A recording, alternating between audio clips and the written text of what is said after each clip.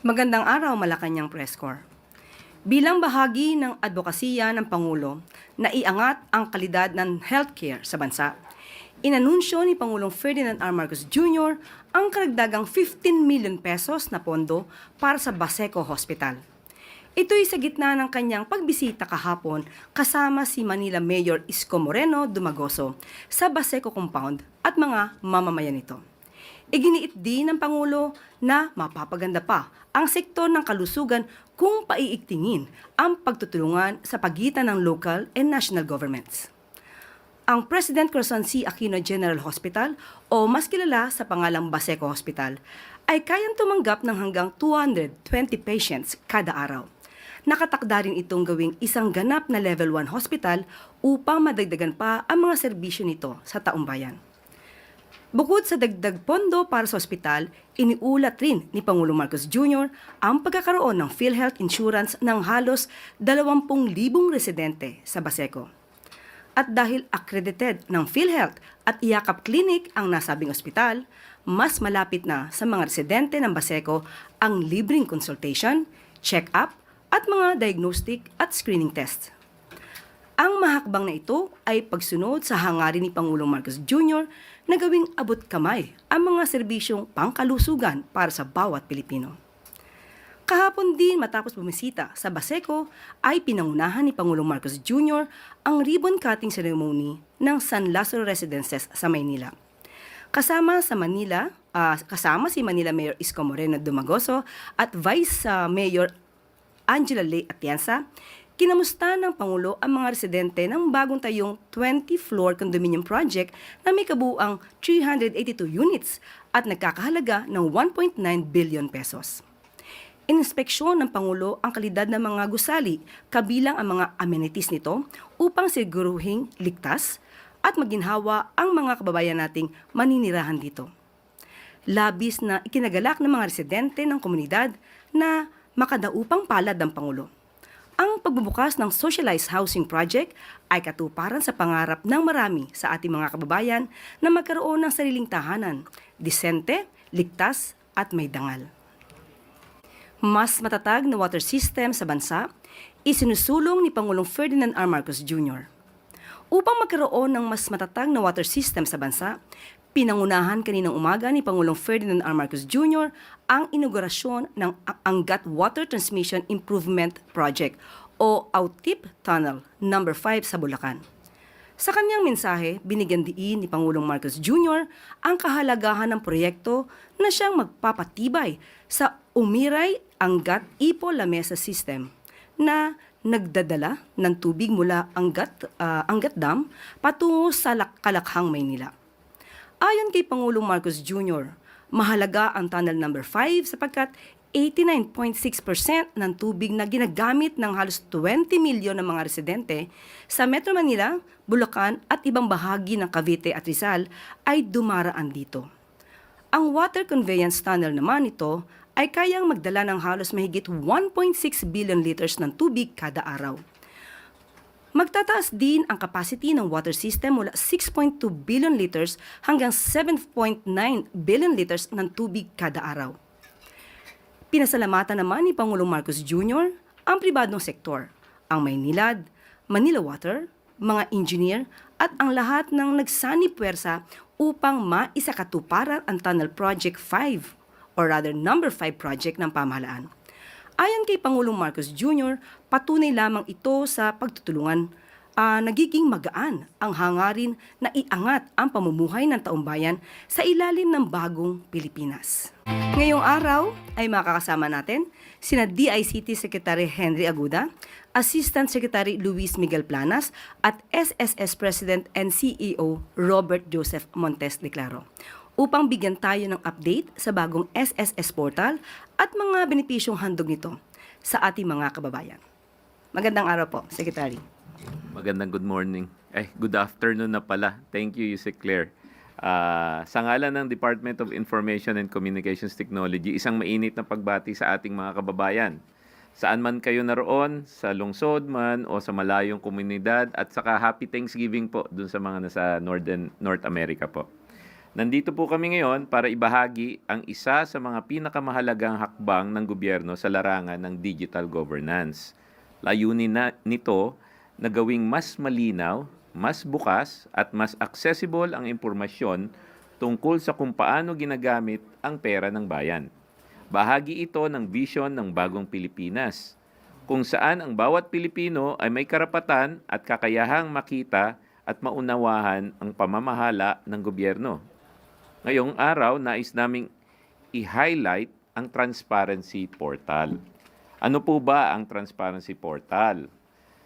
Sa pinakasimpleng paliwanag, ito ay isang AI-powered website na nagpapakita ng budget at paggastos ng gobyerno sa paraang madaling maintindihan. Kasi po, minsan mahirap pong matanto kung ano yung mga transaksyon. With the AI-powered Transparency Portal, meron po kayong kasama na mag-figure out kung ano yung mga bagay na gusto nyong masagot. Noong pong November 24, ngayong taon po, ilinunsad po ni Presidente Ferdinand Marcos ang DPWH Transparency Portal kasama po si Secretary Vince bilang bahagi ng mas malawak na push para sa open government at mas malinaw na pag-uulat sa publiko. May dalawang pangunahing features po ito. Una, meron po siyang visual dashboard. Makikita agad ang breakdown ng budget gamit ang charts, graphs, at infographics. One screen view lang, kaya madaling intindihin at mobile-friendly pa siya. Kaya kahit sa basic smartphone po, pwede nyo na pong ma-access yan. Pangalawa po, meron po siyang AI chatbot. Pwede kang magtanong sa chatbot gamit ang normal na lengguwahe. Kung sanay po kayo ng English, Taglish pwede rin, Filipino pwede, or regional languages. Halimbawa, magkano ang budget ng PhilHealth ngayong taon? Sasagot agad ng AI, kasama ang breakdown at context. Hindi kailangan maging expert o marunong sa technical jargon. Hindi nyo na po kailangan maging accountant.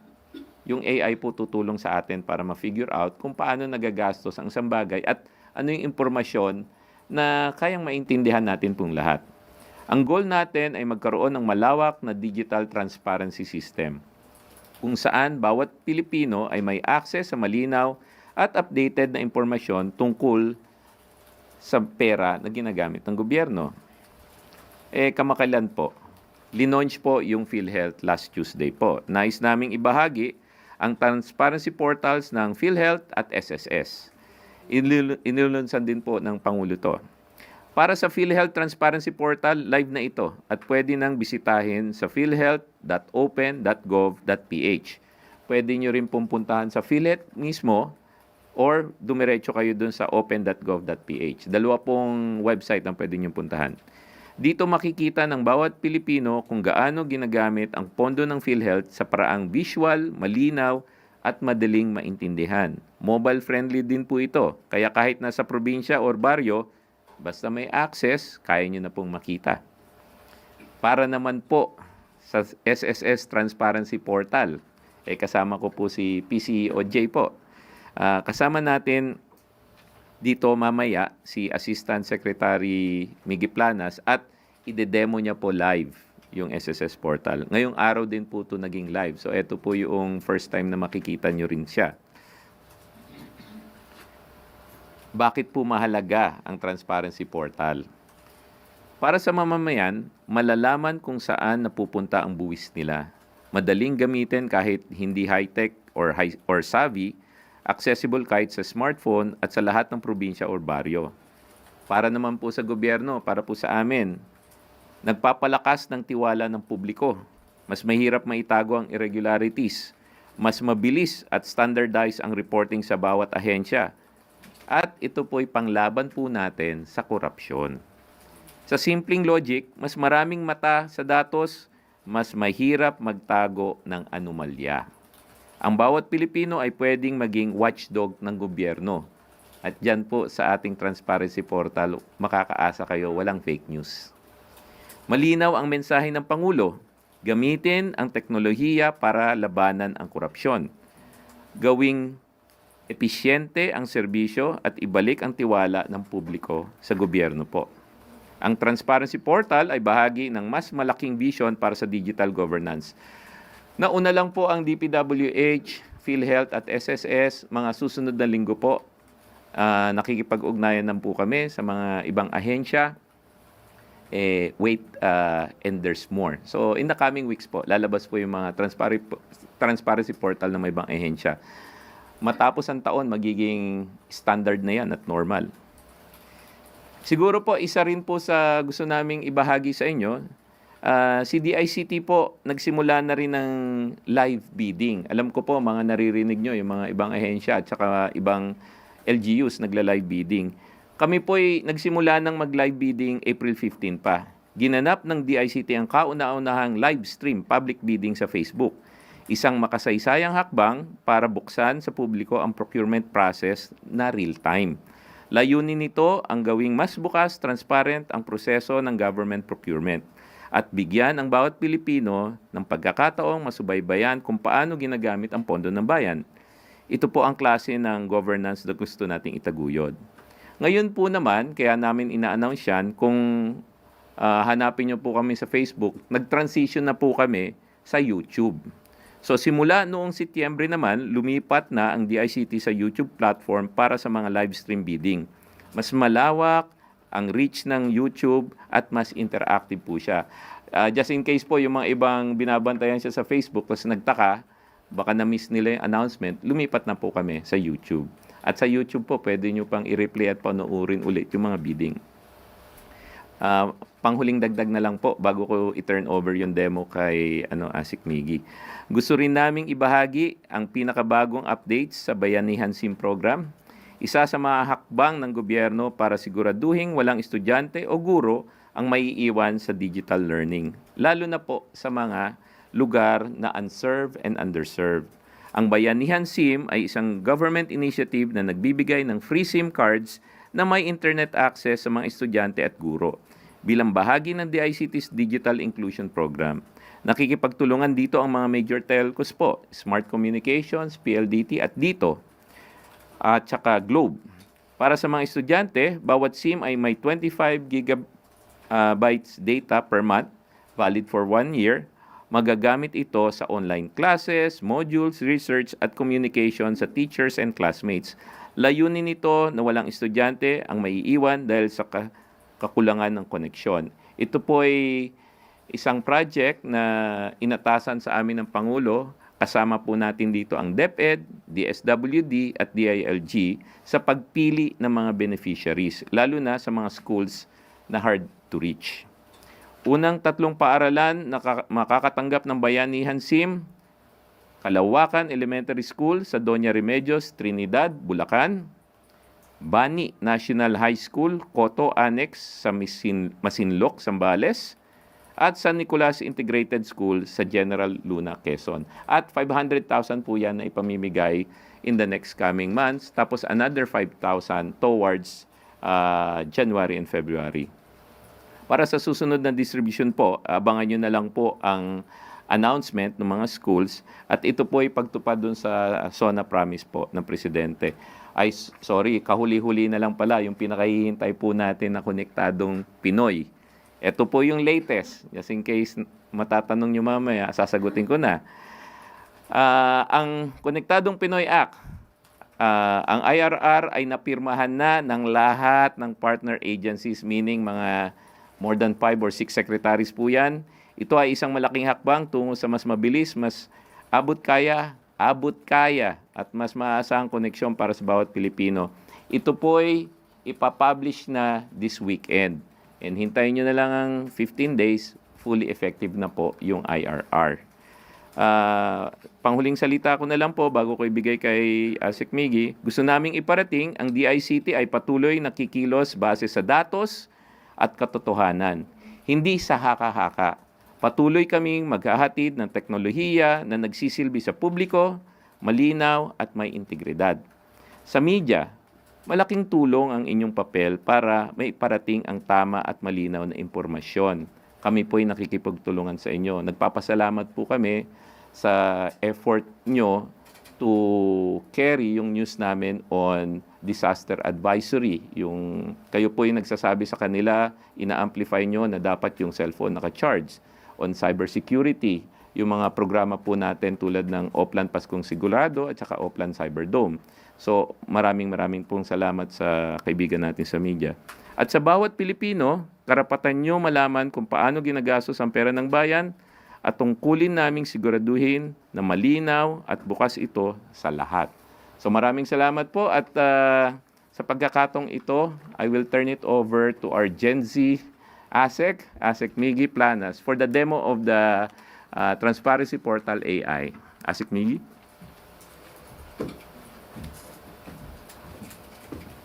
Maraming salamat po, Secretary Henry. Magandang hapon po. So, sa DICT po, lagi namin tinatanong paano namin magagamit ang teknolohiya for transparency. And one of these initiatives is the open.gov.ph initiative po. And our first po, earlier this week, nilaunch po namin ang philhealth.open.gov.ph, or this is the PhilHealth Transparency Portal.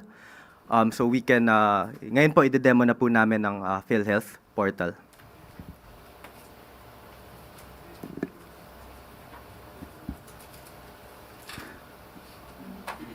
So while we're waiting po sa PhilHealth portal, nilaunch po ito ni Presidente at ni PhilHealth just this Tuesday, right after po ng DPWH Transparency portal. And again, you can access it at philhealth.open.gov.ph or sa PhilHealth website po. May transparency tab po sila doon. Doon po natin makikita yung PhilHealth Transparency Portal. Ang initiative po talaga ng Transparency Portal here is mapakita natin sa taong bayan ang mga datos ng ating mga agencies just so we can track yung actions ng ating mga agencies katulad po ng PhilHealth. Dito po sa screen, makikita natin yung Healthcare Impact Dashboard. Salamat po sa PhilHealth for being very transparent with their data. This is real-time din po.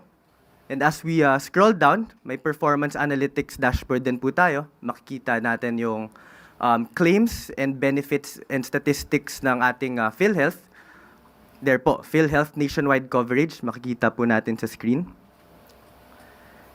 And we know po na ang numero, they're just numbers if the people don't really understand. No? So we also created an AI for all the transparency portals. And this is for the AI to help laymanize o para mapadali ang pag-intindi ng taong bayan sa ating datos na ipinapakita po sa transparency portal natin. Ang unang tanong po natin dyan, patingin po ng claim statistics. So we can talk to our AI in both Filipino po or English. Ayan na po. So this is live na po, again, philhealth.open.gov.ph. And today lang po, we're also proud to announce with here po as our SSS President, live na rin po ang ating SSS Transparency Portal. And you may access it at sss.open.gov.ph.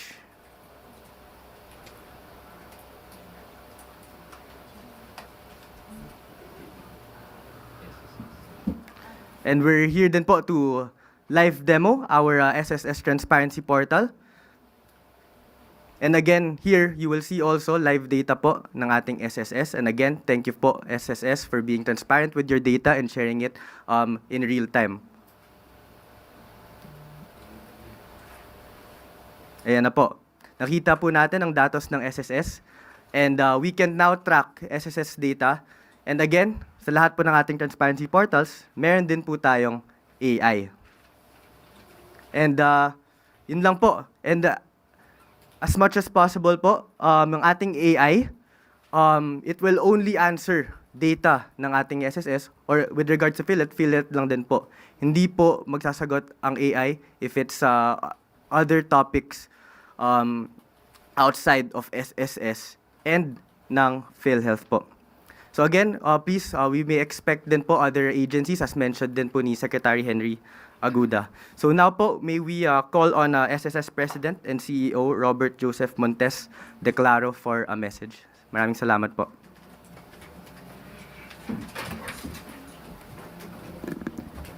Magandang hapon po, Malacanang Press Corps. Good afternoon, Yusek Claire, Secretary Henry.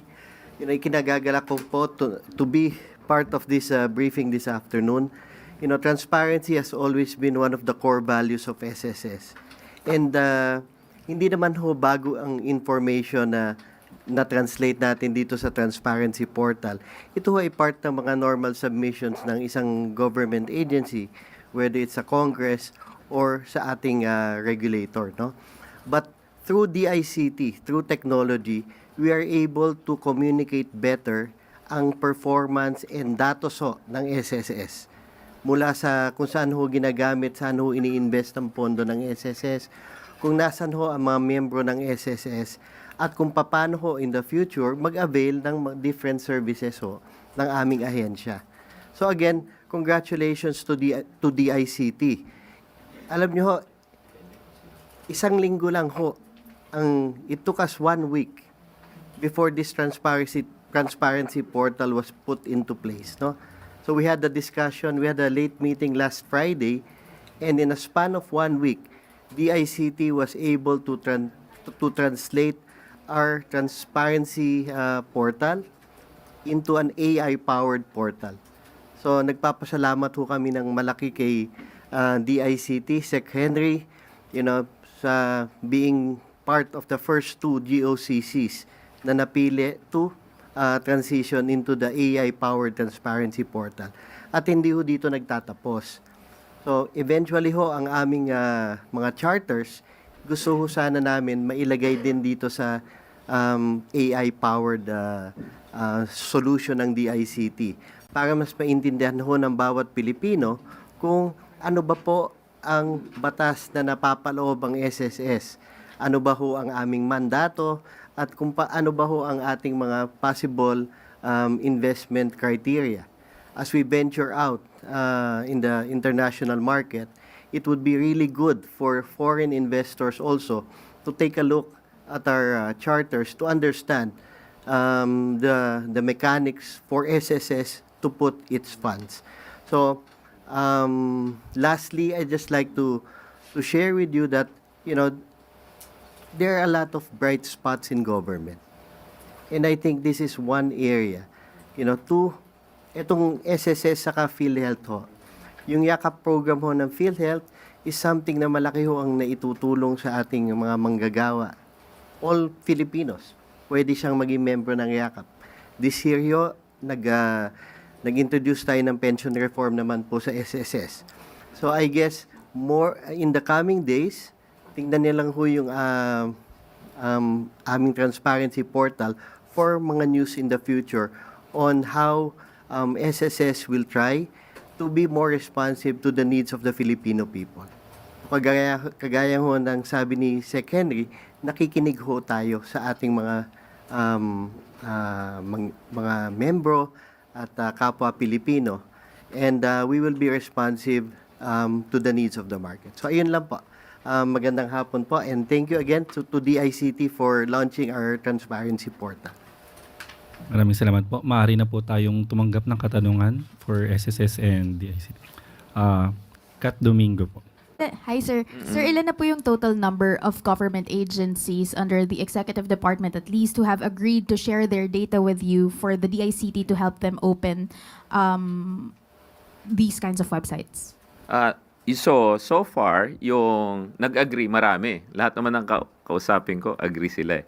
Pero yung nagbigay pa lang, yung talagang nakakuha na kami ng information, si PhilHealth and si SSS, and pasasalamat kami, tawag ko sa kanila the pioneer ones eh. And syempre si DPWH, di ba? Pero ang kagandahan nito, si GCG naman nakipag-ugnayan na po sa amin, and GCG and DICT is drafting a joint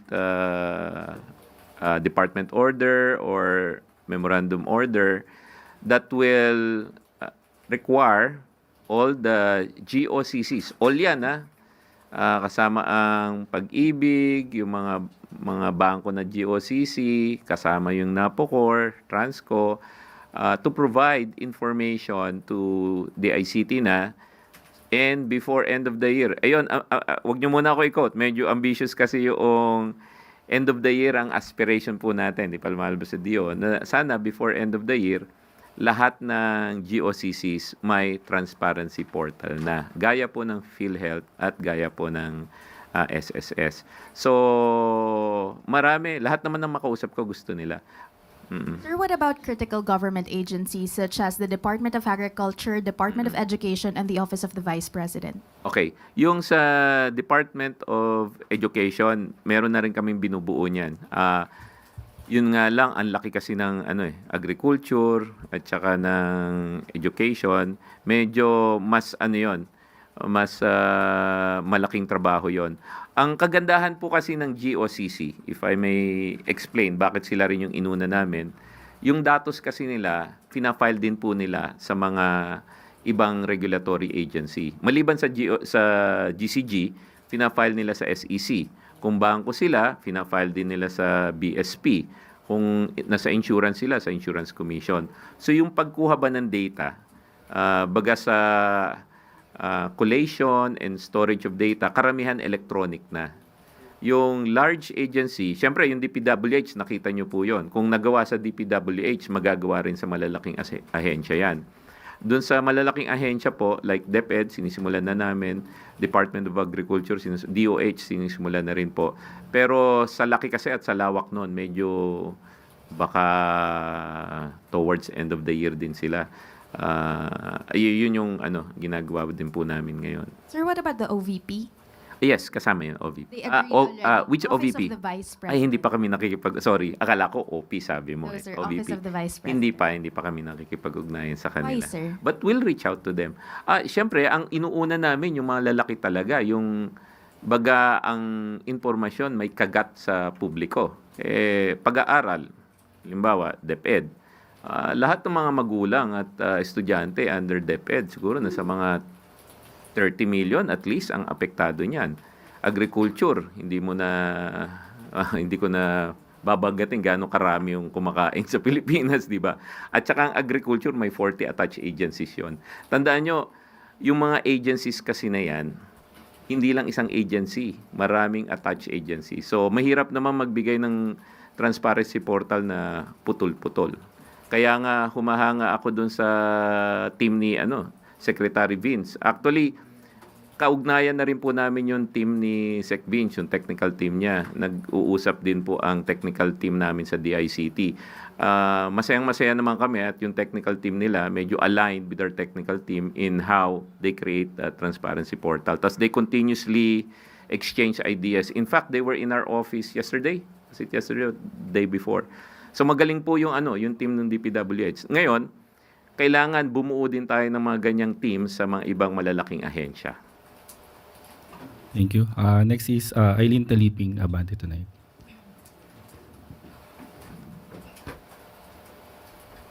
Sir, good afternoon. Nabanggit nyo yung sa transparency, part pa rin yung live bidding.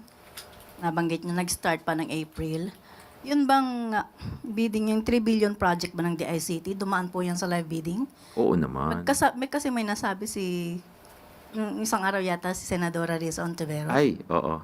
Hindi naman live bidding ang question doon. I think yung mode of procurement. Board of Procurement. Oo. Ang nabanggit ng mabutihing senadora ay, direct contracting, Direct as contracting. opposed to competitive bidding. So, lininaw naman po namin yon during the budget hearing na we did competitive bidding. And pag tinignan nyo po yung mga bidding ng DICT, yung mga items na malalaki, talagang, competitive bidding. May mga ilan-ilan na direct, pero yun yung mga maliliit, yung bang bibili ka ng trash can, doon naman sa rules, linawin natin, yung direct contracting is not illegal. It depends on the reason why direct contracting ang ginagawa mo. One, kung single source ang tinatawag. Kung siya lang ang pwedeng, ba't ka pa magko-competitive bidding, siya lang yung pwede mong bilhan, di ba? So, okay yan doon sa mga maliliit na items. Doon sa mga malalaki, ganun din. Let's say, cell site. magbibigay ka ng SIM sa isang barangay, tapos isang cell provider lang ang nandun. Kaya nga, di ba natanong niya, may certification ba sa NTC yan? Kailangan i-certify ng NTC na isa lang ang provider dyan. Now, sa amin, nung tinignan namin yung bidding, may isang, let's say, barangay San Carlos, isa ang provider. Paano pagka nagbibid ka in the process of bidding, mga 2-3 buwan, biglang may nagtayo ng cell site. Di hindi na siya yung sole provider. So, nung na-realize namin yon, kinumpetitive bidding na namin lahat. Pero part pa rin yan ng malaking project, 3 billion. Oo. So, di ba sabi po ni Presidente, lahat ng bidding na malalaki ay dapat idaan sa public bidding? No, competitive. Hindi, lahat yan public Lahat yan public. Ang tinatanong mo is competitive bidding, di ba? Public and competitive bidding yan. Tama naman. Sumunod kami sa Pangulo. Pwedeng lumihis lang isang Sige. Kasi doon meron pa rin project na nakita sa nasabi related to kay dating Congressman Zaldico, na sabi niya may insertion sa DICT ng project niyo. Oo. So, sa tingin niyo ba okay yung project na yun nasa in-insert? Depende ano yung specific project man ang sabi. Yung sa listahan niya na ano. Listahan. So linawin natin yung amendment, tawagin na nating amendment/insertion. Sinunod ng DICT nung pumasok po ako ng DICT, meron NEP tapos meron ding amendment. Ang naging patakaran ko po, sundin natin ang NEP. Now, ito yung reason bakit sinundon namin yung NEP. Hindi dahil sa hindi maganda yung amendment, no judgment to the amendment. Kaya namin sinunod yung NEP kasi nung pumasok po ako sa DICT, yung utilization rate po namin ang baba. Parang less than 10% lang. Marso na yon, Abril, Mayo. Ngayon po, kung tatanungin nyo kami, yung utilization rate namin, nasa 60 na po. Kaya itong Pasko, walang matutulog sa DICT para maihabol yung malalaking project para umabot po kami ng 90%. Ang budget po, dapat ma-utilize at ma-utilize ng tama. Yun po yung ginagawa namin. Now, yung sa amendment, wala po kaming ginamit doon dahil nga, as I've said, hindi namin ma-utilize yun. Now, yung items na nandun, merong isa doon pang data center, may ilan doon sa cybersecurity. Pag tinignan mo naman yung justification, justifiable naman. Yun nga lang, wala nang capacity ang DICT to execute. And sabi ko nga, my rule is, gamitin mo muna yung talagang nakaprogram sa NEP. So, hindi nakasama yung sa program yung sinasabi ni Zaldico? Hindi na wala yun. Ibig mo sabihin program is sa NEP? Hindi siya kasama sa NEP kasi amendment siya eh. Ngayon kung ang tanong mo, meron ba kaming ginamit doon na pondo? Wala. Thank you. Okay lang. Thank you, Okay ma'am. tayo doon. Okay. Thank you, ma'am. Next Thanks, question Alice. is Thanks, Alice. Sir Ivan Mayrina, GMA7. Secretary, is there a feedback mechanism built into these transparency portals that you're putting out? For example, somebody sees something questionable. Is there a way for this person to call you out Yes. and ask the question? Oo, meron. So una, yung AI. So Ivan, maganda yung tanong mo. Pag tinanong mo yung AI, lahat yan documented. Okay, lahat yan documented.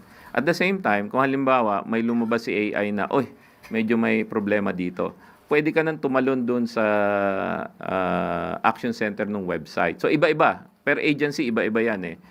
Pwede kang pumunta doon sa isumbong mo sa Pangulo, pwede kang pumunta doon sa, kung DICT yan, meron kami yung Action Center 1326. So sa SSS, siguro, Perhaps pwedeng Mr. sagutin ni Claro can also answer the question.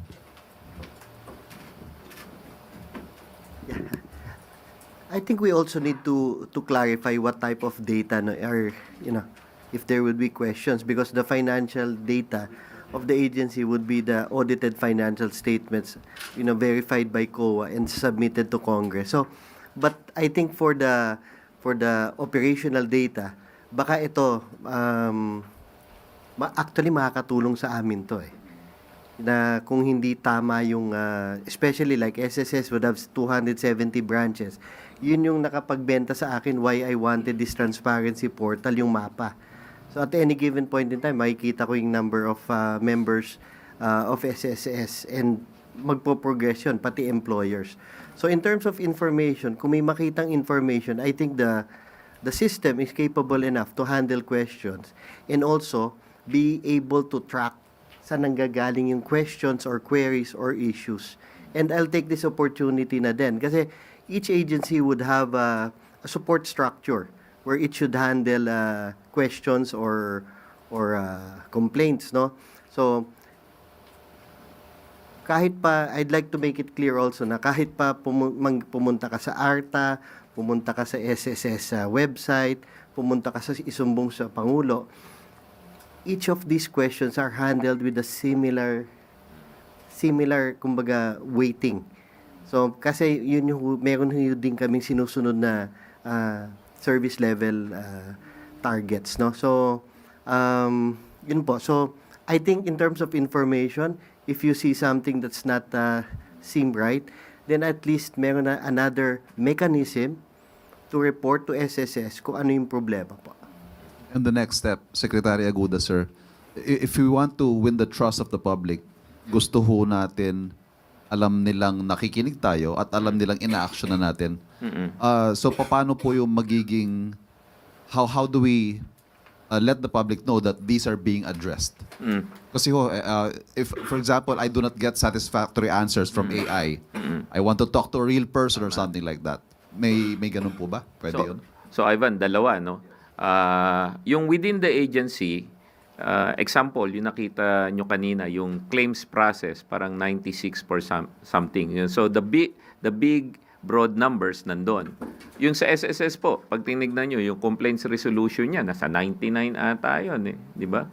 So ang taas ng complaints resolution. So from the macro level, makikita nyo na talaga if the agency is performing better or worse. Now, doon sa individual naman, meron din po tayong ahensya, tinatawag ARTA. Yung sa ARTA, meron din siyang linunch, si TALA. Si TALA, makikita nyo po sa eGov app. Pag pumunta kayo sa eGov app, may dalawa na pong AI dyan. Yung isa si Kuya A, general purpose AI po yon, libre. Tapos yung isa is si TALA, which is under ARTA. Yung si ARTA, ganito ang pwede nyong gawin. Ito yung suggestion ko. Pumunta kayo halimbawa doon sa portal ng PhilHealth. Nakita nyo yung claims processing nila overall sa may Mindanao is, let's say lang, example, mababa. Pwede ka na ngayong, tapos taga doon ka. Pwede ka ngayon pumunta sa ARTA, tapos sabihin mo, ARTA, bakit yung claims ko 60 days na, hindi pa na-process or nare-release. Try nyo po yung kay TALA ni ARTA. Dahil yon pwede nyo kausapin. Tulad nitong AI ng PhilHealth at SSS, kahit na nung lengguwahe, pwede nyo siyang kausapin. Tapos siya mismo mag-create ng form.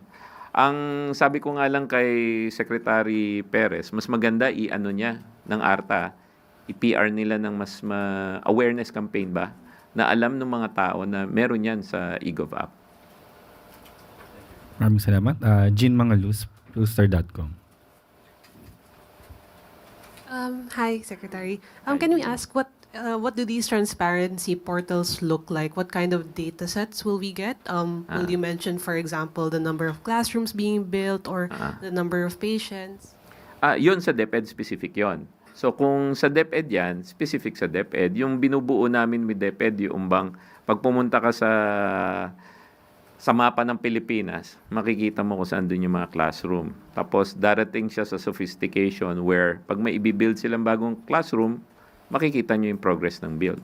Now, ang kagandahan yan, let's say may isang gusali, ginagawa pareho ng DPWH on behalf of another agency. Pwede nyo silang i-cross-reference. Yung isa, rene-report, tapos na. Yung isa, rene-report, 50% pa. Ayun, meron ka ng variance problem, di ba?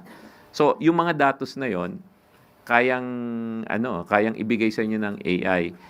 Hindi na ba yung tulad ng dati, binigyan ka ng datos, tapos kailangan ka pang maging investigative journalist para kukunin mo yung filing sa COA, kukunin mo yung filing sa SEC.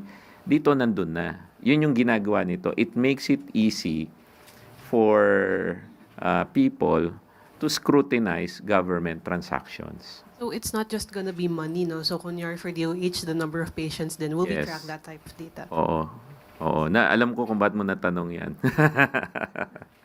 You also mentioned that for other topic, no? So other You mentioned that several telcos will enter the Philippines once the Konektadong Pinoy Act yes. is signed. So Uh-huh. what telcos are we expecting and by when? What telcos? Yung mga telco na magbibigay ng magandang service sa mamamayan at ibababa yung presyo.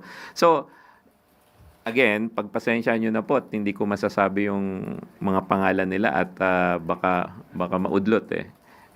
But these are reputable telcos that have operated in their countries. Pero ito naman po yung pangako natin dun sa mga existing telcos natin dito. This will not be done to unduly hamper naman their growth. Lagi ko pong kausap yung mga current telcos natin ngayon. Ang hinahanap po natin ay isang win-win framework. Kung may bagong telco na papasok sa Pilipinas, they would have to work closely with the existing telco. Yan po yung gusto natin mangyari. Hindi ba yung tipong may pumasok dito na dislocate naman yung existing? Hindi naman maganda yon. Dapat po, they can work together. We have a framework naman. Kaya minamadali po namin yung IRR. December, 29, bukas. 15, November, sorry. Pasko na kasi. Tapos na kasi Thanksgiving, kaya akala ko Pasko na.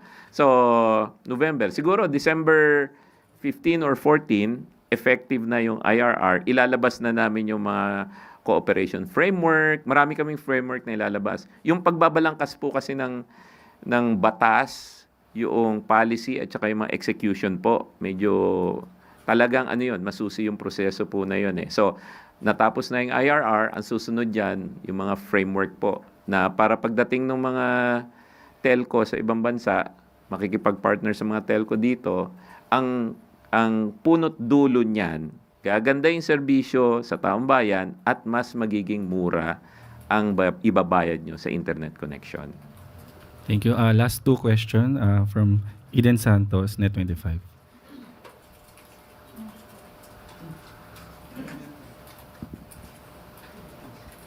Sir, good afternoon po. Good afternoon, Kung ang Eden. goal po ng transparency portal ay maiwasan po natin yung korupsyon, na ngayon ay talaga namang very visible.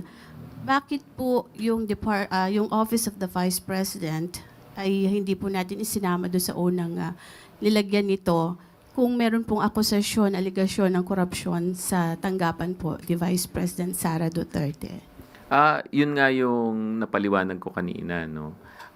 Iba-iba yung estado ng bawat ahensya. Example, yung DPWH. Kasi nga, ang daming transaksyon at saka maraming gustong suriin yung mga transaksyon. Nasimulan na yan sa isumbong mo sa Pangulo. Tapos yung transparency portal sumunod. Yung mga GOCC, kaya namin sila inuna kasi available yung data. Ang pinakamahirap po is yung pagkuha ng data, lalo na pagpapel. Paano namin papaintindi sa AI pagpapel? So, yun ang inuna namin. And then, yung mga large agencies like DepEd, kasi nga malapit sa puso natin yung edukasyon, tapos pagkain, etc. Yung sa OVP naman po, darating din po tayo dyan. But if they reach out to us, to sabihin nila na they're ready, di gagawan din natin ng transparency portal. Pero it's just a matter of prioritization. At pagpasensya nyo na lang po, si Asik Miggy po, hindi na kasi natutulog eh. Isa rin po yan sa ating consideration. Medyo, to give you an idea, si Asik Miggy po, bata pa yan. Kaya sabi ko sa kanya, Asik, huwag kang mag-alala, tatanda kang mabilis dito sa trabaho na to. Medyo lang, we also have some resource constraint po. Pero Sec, ihintay niyo po yung OVP na sila yung mag-reach out para magsabi na gusto rin nilang makasama dito sa transparency portal, or meron pong initiative ang DICT para po gawan sila nito para isaayos din po yung problema ng korupsyon na aligasyon sa OVP. Ay, alam niyo naman po, kami willing to work with anyone. Pag may nag-reach out po sa amin, we work on it immediately. Kaya po, laking pasasalamat ko sa SSS po, kay PCO J at saka kay PCO Mercado. Kasi hindi sila, alam mo ba yung hindi sila yung nag-atubili na lapitan kami for the transparency portal. So, ganun po. Kung halimbawa may pangangailangan na gawin yan at as I've said, we have the prioritization also.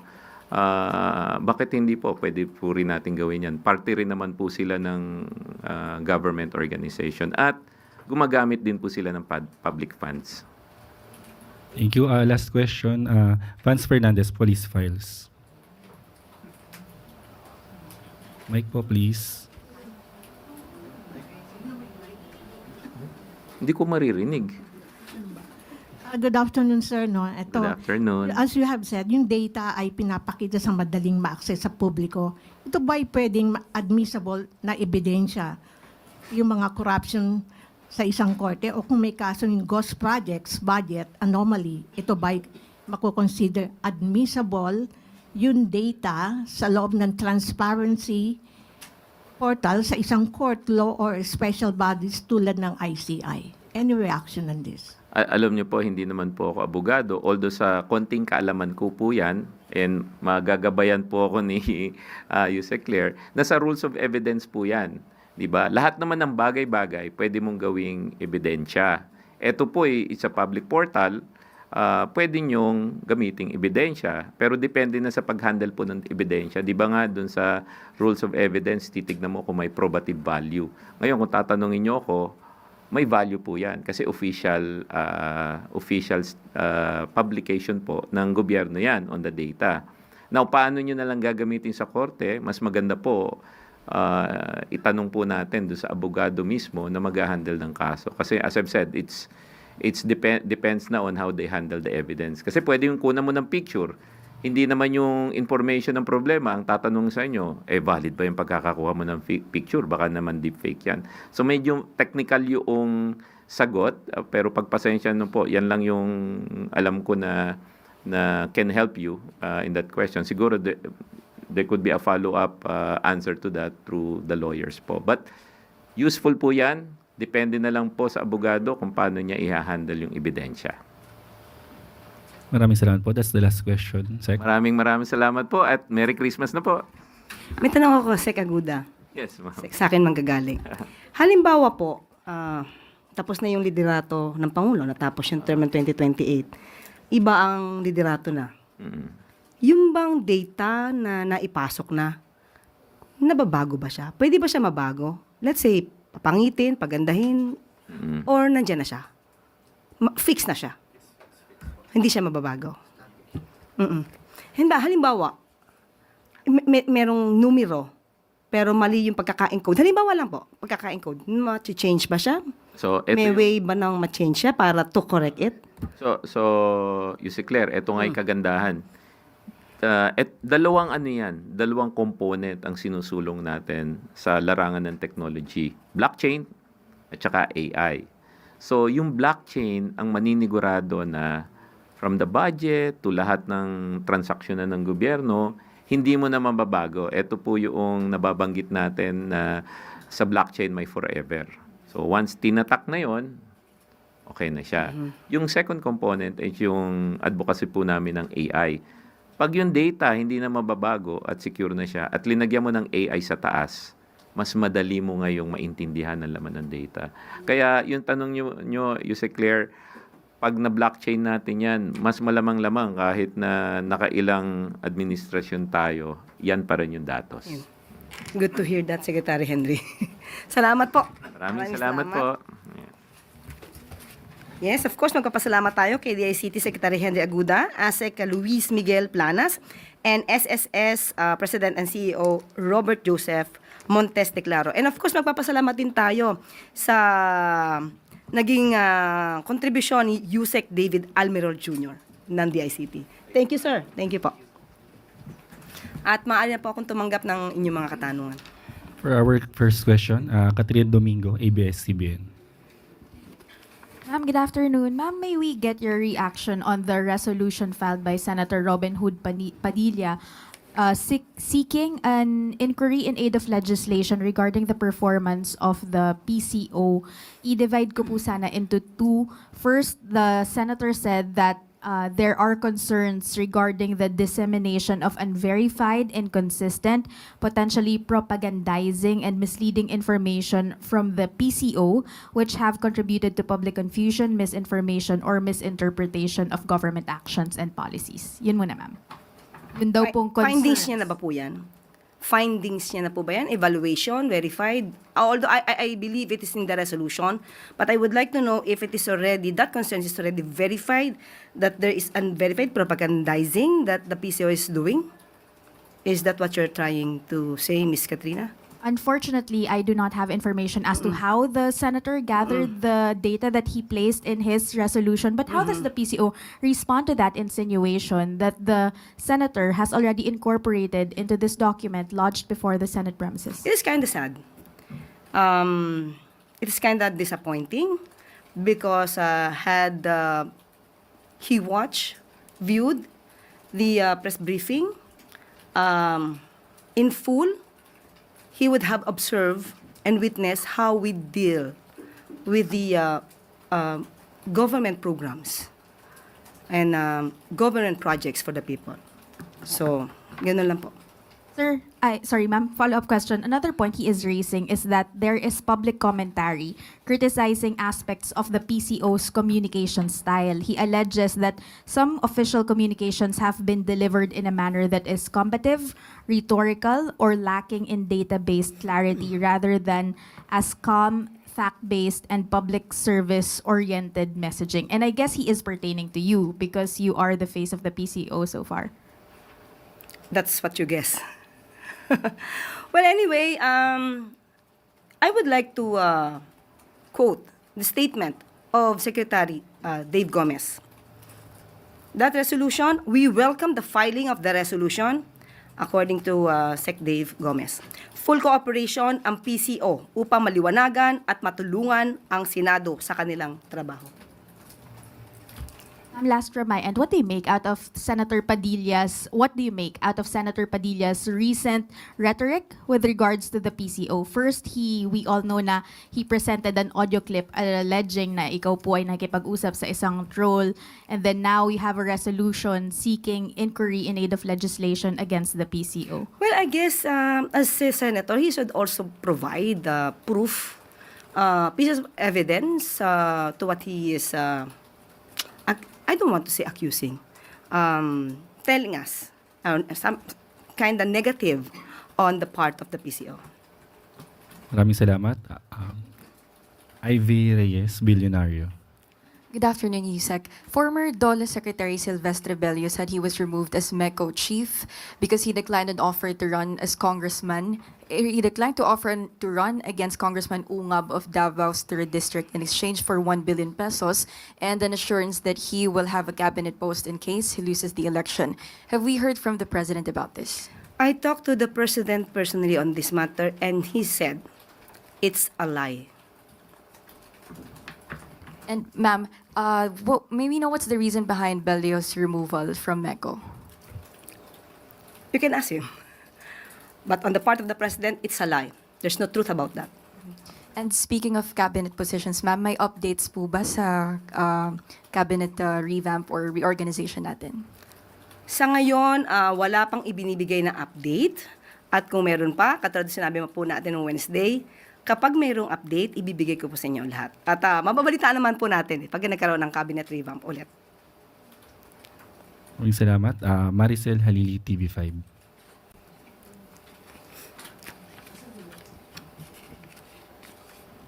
Magandang hapon po. Yusek, ano po ang paliwanag ng Malacanang doon sa recent video ni Zaldico, this time dragging the First Lady doon sa usapin ng rice importation at saka ng onions?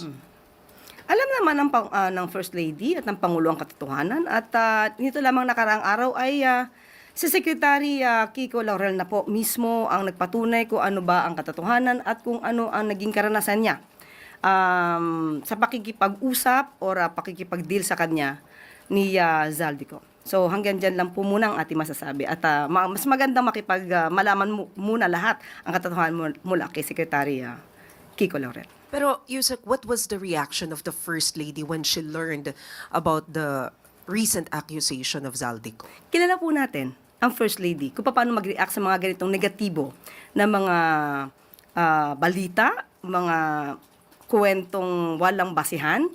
Magkikibit balikat lang ang First Lady, alam natin kasi at alam niya kung anong katotohanan. At yun, may mga taong nagtatanggol at nagsasabi kung ano ba talaga yung nangyari. Does the palace find this concerning or alarming considering na ilang videos na po yung nilalabas, inuunti-unti sinasama yung first family? Makikita na naman po natin kung anong talagang motibo dito eh.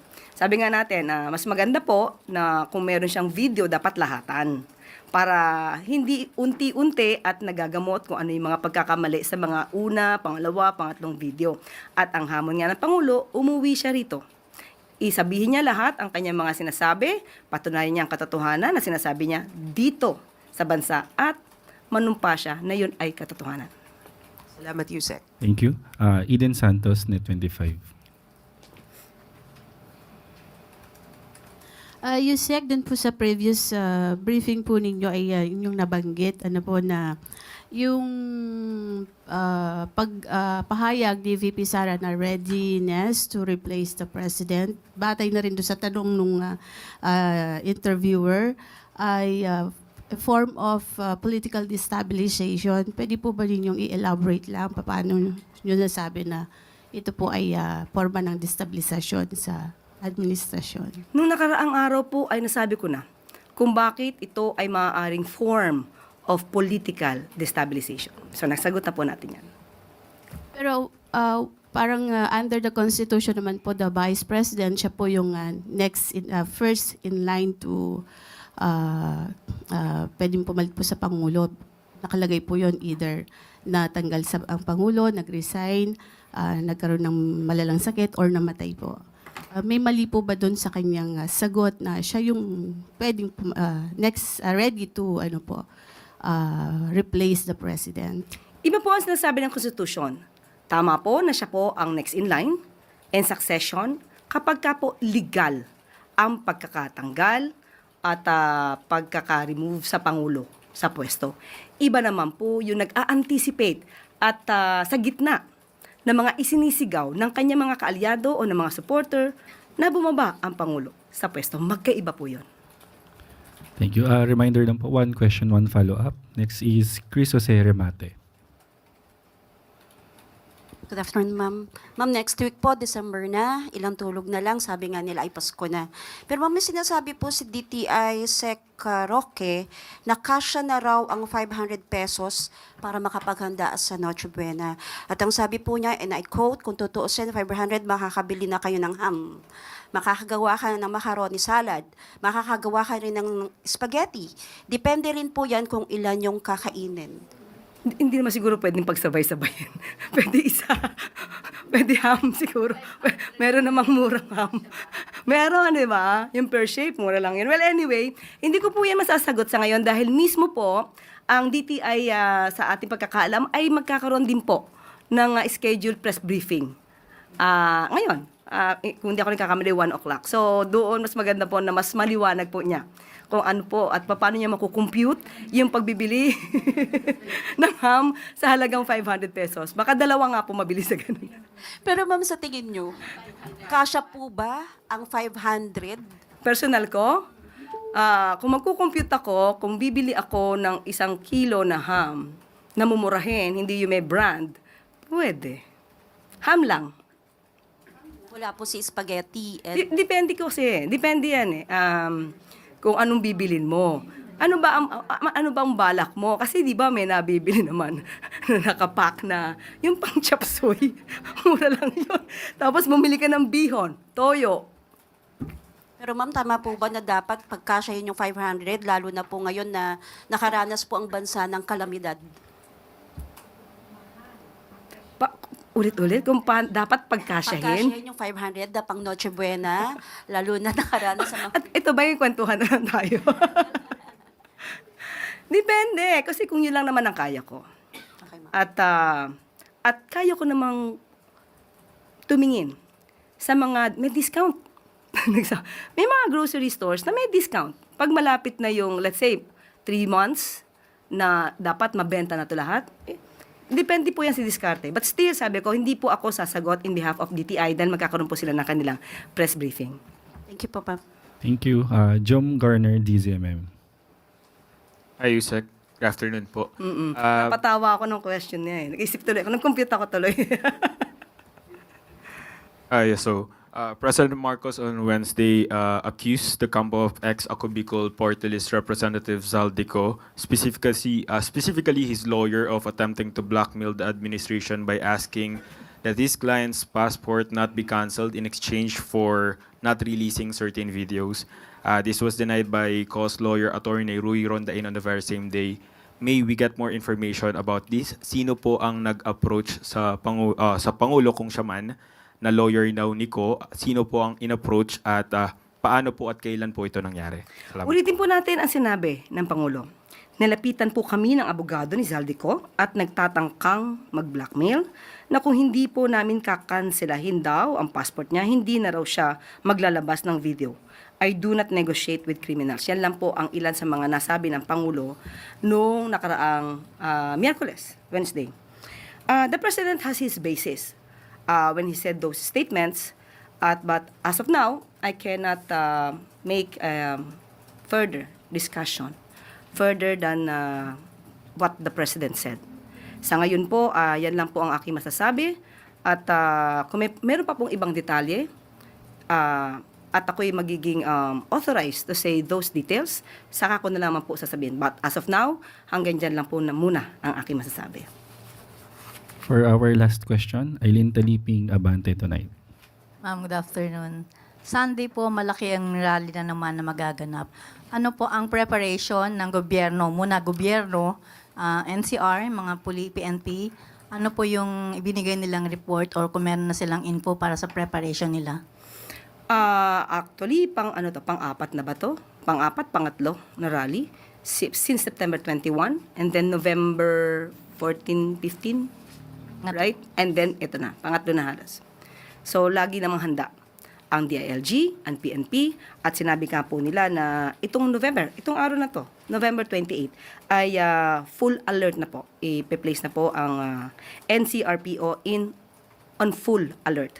At para po magkaroon ng maximum police presence at tamang deployment.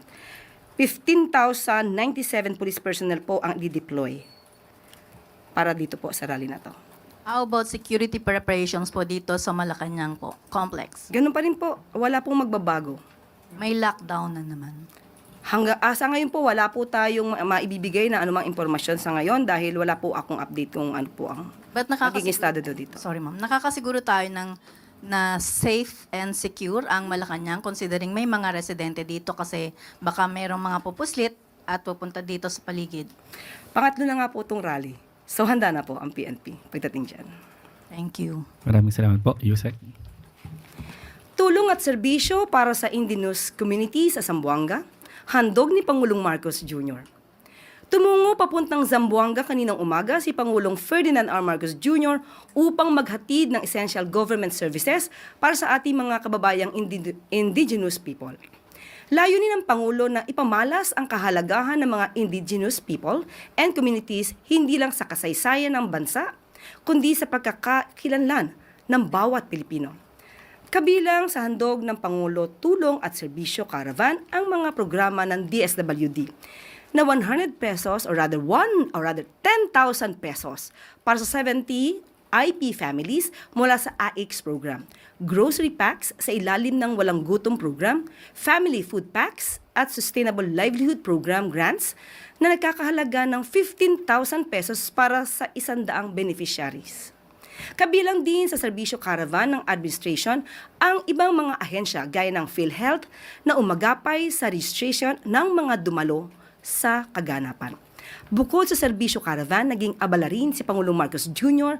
sa paglulunsad ng isang road improvement project sa Purok 4 Araneta Drive na inaasahang makapagbibigay serbisyo sa higit 5,000 kabahayan. Namigay din ng 10 fishing boats ang Pangulo bilang tulong sa pagpapaunlad ng kabuhayan ng mga mangingisda at buong komunidad.